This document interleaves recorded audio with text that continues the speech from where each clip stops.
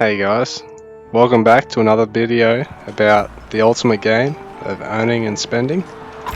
Today, I'm going to show you some Aidtent rushing.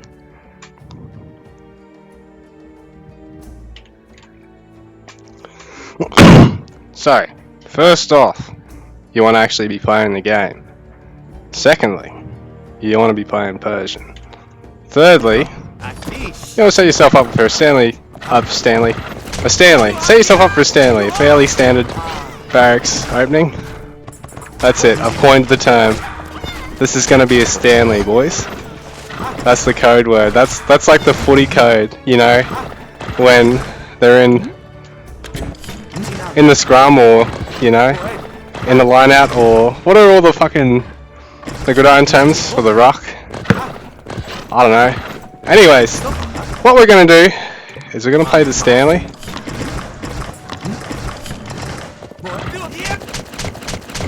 But then we're going to go from playing the Stanley into something a bit more exciting. Optimal placement out of 10. We're going to go for the greediest fucking placement we can. Don't forget to swear, it's an Australian pastime. They kick you out of the country if you don't. Why are you on there, lazy? I don't want you on there. Who do you think I am? I'm not Erie. I don't use 2 villages. Get that full lame shit out of here. Alright. So, what are we doing now? We got a 5th one? Yeah, I've got a 5th one. So I'll squeeze hunting. No. What I'll do... Now, realistically, if you can stack your tents, it just pretty much fucks your opponent's ability to run in. I might have said that before, but just trust me on this one. I don't need a 6, do I? I don't, but it's all good. It's all good. For the purposes of this video, we're doing 6.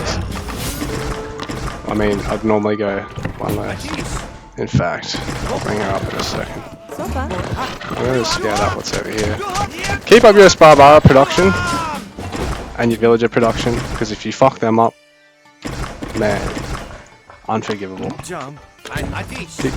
You know, get an early house in, just so you don't necessarily have to get the house out early. It's just my jam, the scam. What we're going to do is we're going to Aidtent the opponent. So really, you want to, you know, get 4 to 6 villages. No, actually preferably 5 or 6 on there, so you can keep churning out Spy, get the Aidtent itself, you know, clear. How many hunts have I got? So I got 1, 2, 3, 4 hunts. Cool. Alright, I can see 3 gold mines, 4 gold mines. Nice little shape there, actually. Get some gold on the way. Not a huge... Don't fuck that up like I just did. Because that's time, bro. That's time. And time, it's of the essence here. Let's move out. We've got 4. We've got plenty. 4 is plenty. In fact, we'll bring you. In fact, we'll bring one already. Let's do it. So let's go for the initial pressure, and then let's tent him up.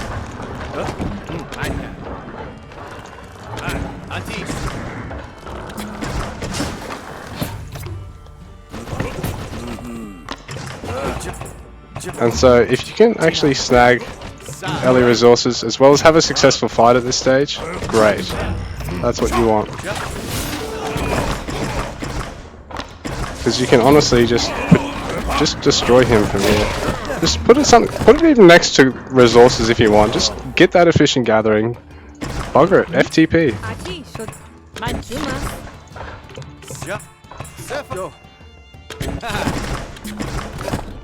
I've never ended up in hunting goals, so I'll get that now.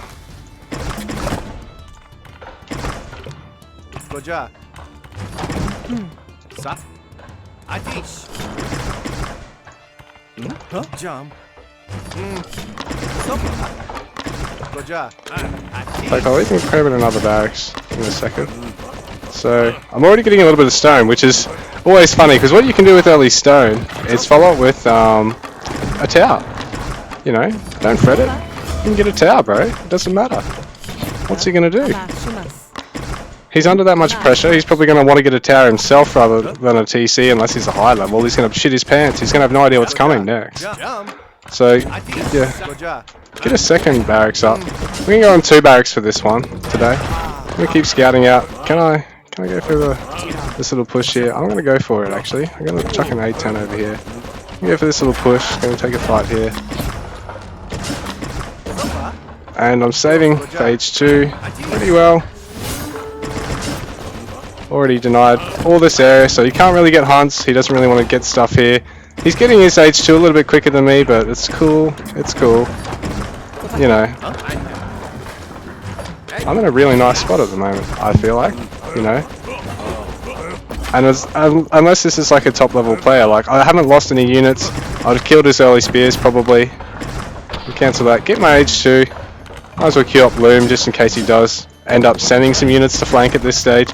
If he does, you know, as units pop out of here, send them over here. You've got Aidtent, you've got time to buy. Rally these back to here, rally these ones up to here. Take this one if you have to. Get enough wood in the bag so you can actually get your what am I saying? Get your rangers up. He's already low, so I just want to micro him back here, give myself a bit more time. Now just bring these ones back, because he's going to overextend with this unit. I'll pull this one back and kill him for it. And now I'm in the position to get all my H1, H2 upgrades queued up straight off the bat. I'm mounting that much pressure. I'm back out again. Chuck another Aidtent down. Bring another couple of villagers forward, because, like, especially if you're against a real player, he's going to try and kill them. He's going to figure it out eventually what you're trying to do. My H1 upgrades, H2 upgrades, all kicking in. Another house. Can I take a range? No, I haven't yet. So I'm going to get a range, because especially against Norse, it's really necessary to get that early range out. You might want to actually force out the upgrade for your Spira, just because it makes them that little bit more tanky. I can get a tower of my own. Cancel any towers he's got. If you see the TC easy to take, cancel that too. Get a forward tower yourself. Start being able to chip away at his resources like you're a Norse tower rusher here. And, you know, get Spybar champion or conditioning in behind this as soon as you can. The beauty of playing in skirmish, obviously you've got double these resources. I don't really have to worry about backing off, but the principle's the same. Expand to your next gold from here. If you want, you can even take your market if you're sort of behind on your stone, and you can sort of even drop it back, bring all your units back here, chuck down another tent, you know, chuck down a tower here to deny that gold. Just destroy the houses, pull the low ones back, get them in the Aidtent field, chuck down another Aidtent. Force him to have to come to you here, and you can, yeah, bring you back. You get a lot more houses right now. So it's not uncommon for you to get housed briefly as you're doing these sorts of rushes until your macro gets really good. But sort of the more you practice, the better you'll get at them, because the timings are all sort of different. The high levels sort of laugh at me for saying these sorts of things, but it's fucking true, man. Like, if you want to get better at some of these weird cheesy rushes, you have to practice them, man. It's just, there's nothing around that. And here, I just need wood at this stage.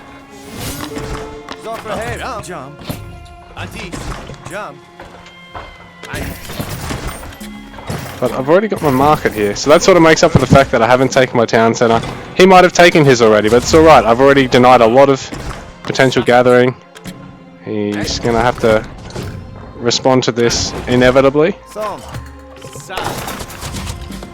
Or just face being steamrolled.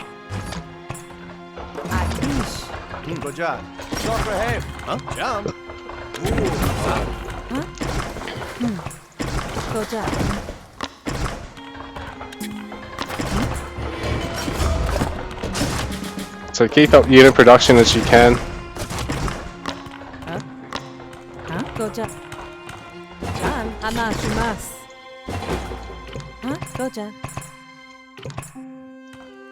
Do I have a fifth hunt?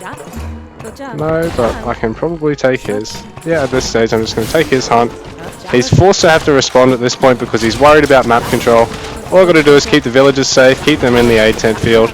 Put another tower here where I can actually deny all the rest of his gold. If this is a PvP, obviously I'd have to probably try and scout out another gold over this side of his base, or another hunt. Keep your villager production up like I haven't been this game. That's always a must. So keep your villager production up, keep your Sparbara production up, keep your archer production up as best you can, like any build, regardless of whether it's rush or whether it's macro oriented or defensive. The better you can macro it and execute it, you know, obviously the more shit you're going to have to fight, to defend, the easier it is going to be to actually take any fights. So cool, now I can actually take, it's a delayed second town center, but truth be told, he's sandwiched into a corner now. There's not a lot he can do. With a lot of builds like this, particularly with the Norse variants, a lot of people would probably opt for the second town center first. Vindicator and Recon and players like that in particular have very, very good tower rush play that's not that rushy in a sense. It's sort of, it kicks in at age 2, so you sort of, you know, you've got time to sort of respond to it, but then it just hits you like a fucking truck if you don't respond to it. Get Picker's Gloves as well. It's 20%. The other, you know, takes like 15, 12%, 10%. Picker's Gloves, 20%, bro. Big bloody 20%. Don't give a fuck. And so from here, I can surround him. I've got full map control pretty much. You know, this hunt here, if I need to, I can just go and grab a couple of villagers, chuck this down here, pretty much deny all this range from him. It's always good as well if you've still got your scout alive, pull him out, get the healing tech, keep scouting the map, just make sure he's not putting any proxies up himself, or that he hasn't got any cavalry ready to come and charge into your base and kill all your shit at the home. So yeah, guys, that's sort of a guide to how you want to approach storehouse tent, storehouse aid tent creeping with Persian, and follow it up with things like guard tower with archers. You can also look at adding in stables to get the Asabara, and that's a terrible placement for it, but I'm just sort of showing you for the purposes of the vid. So yeah, guys, that's sort of a bit of a guide to aid tent creeping and tower creeping on Persian in its most basic sort of form. Cheers for watching.